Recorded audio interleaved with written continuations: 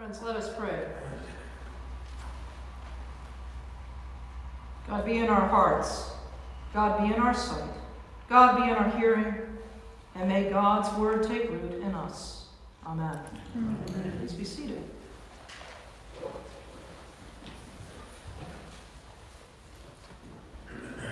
I came across an interesting story about three American women writers: Adrienne Rich, Alice Walker, and Audre Lorde.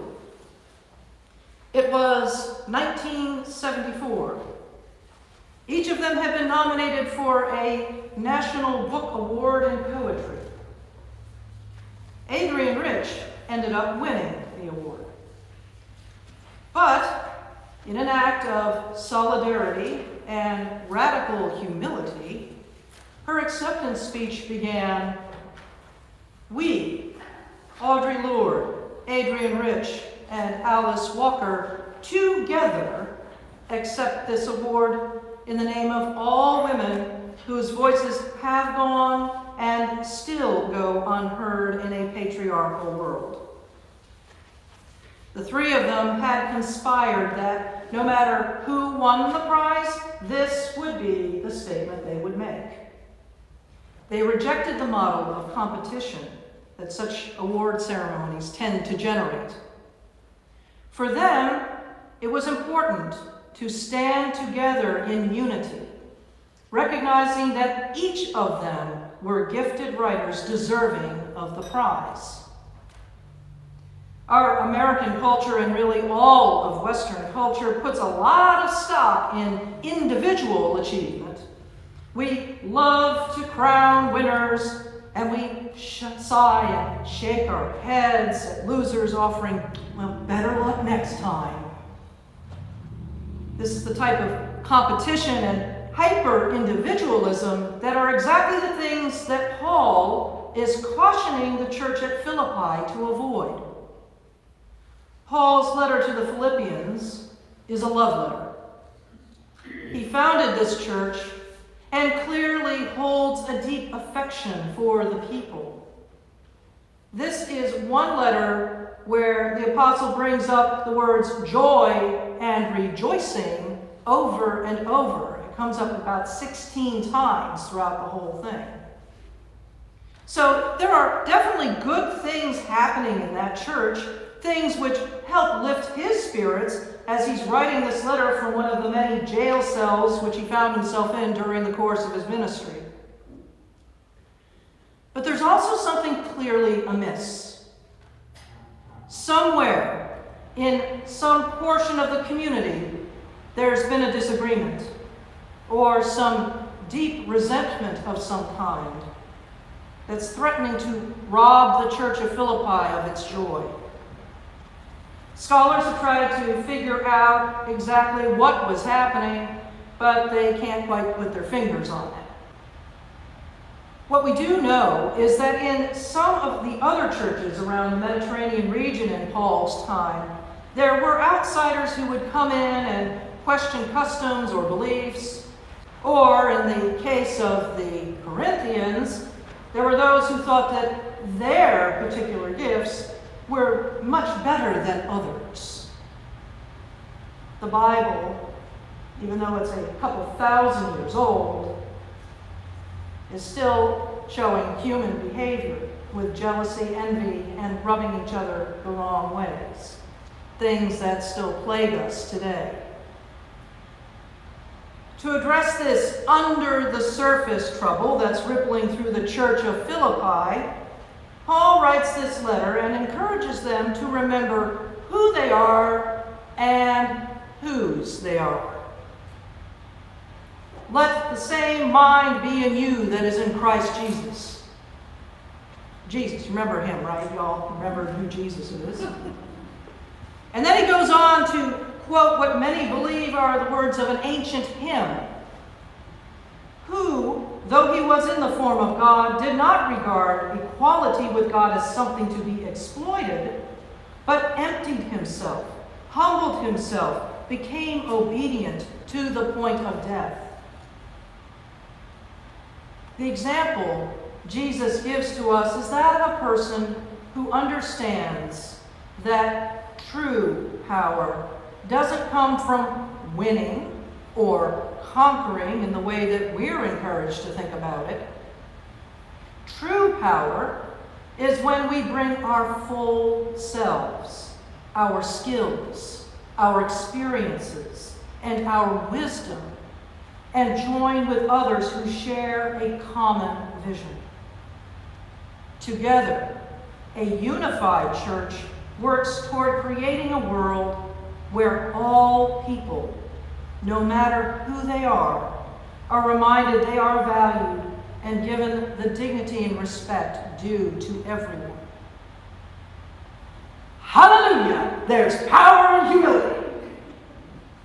But not humble to the point of becoming a doormat. For reasons that are among the great mysteries of English translations of the Bible, the line, "Let each of you look not to your own interests but to the interests of others," lacks a critical word. In the Greek, there is a kai inserted into the sentence, kai meaning also. So the line should actually read, "Let each of you look not to your own interests, but also to the interests of others." In other words, do take care of yourself, but not to the point of narcissism, because you must still have appreciation for the gifts of others. People who are narcissistic become hoarders of the love they are expected to extend to their kinfolk and to strangers. They are the takers without ever giving back to the community. Narcissism has no place in a Christian community. At the same time, Paul's reminding us of Jesus' humility and how he emptied himself, didn't lord it over others, that he was on equal footing with God. So what does that mean to empty ourselves? Liz Coolidge Jenkins, she was writing for the Christian Century magazine, suggests that when we think of this type of humility, the thing that needs emptying are the extremes of how we view ourselves, especially when we get into that place of viewing ourselves and comparing ourselves to other people.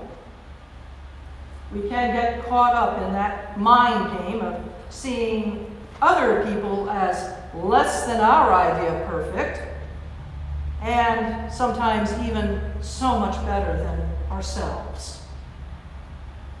The extremes can lead us to become really arrogant or collapse ourselves into the tiniest ball of self-belittlement. In both cases, these extremes can damage the church community. So then, it's on the church to keep us from falling into one of these destructive behaviors. Those who become too arrogant need the community to hold them accountable in love. Those with the tendency to think that they're a nobody and take humility to the point of thinking they're of no worth need the community to remind them that they do matter. Not only does God value them as much as the lilies of the field, so does the church. I think this letter to the Philippians couldn't come at a better time for us at St. Barnabas, especially as we're engaging in a listening process as a congregation. It's the reminder that each one of us plays an important role here, and each one of us contributes gifts to this community, gifts which come from that love of Christ that brought us together here in the first place. We each have a variety of skills and smarts. We come from diverse experiences and backgrounds, all of which matter. No one here is a greater than or a less than anybody else. We all have something that we can contribute toward our stated vision of a world of health, healing, and hope with unconditional love.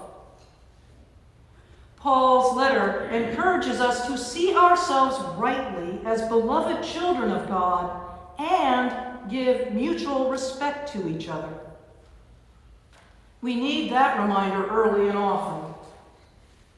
To take the time to acknowledge the work each of us is doing to help grow and sustain our community.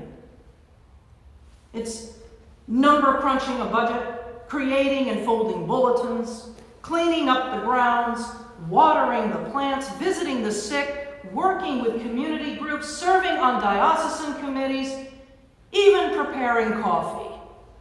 Each of us is doing something that contributes to our community.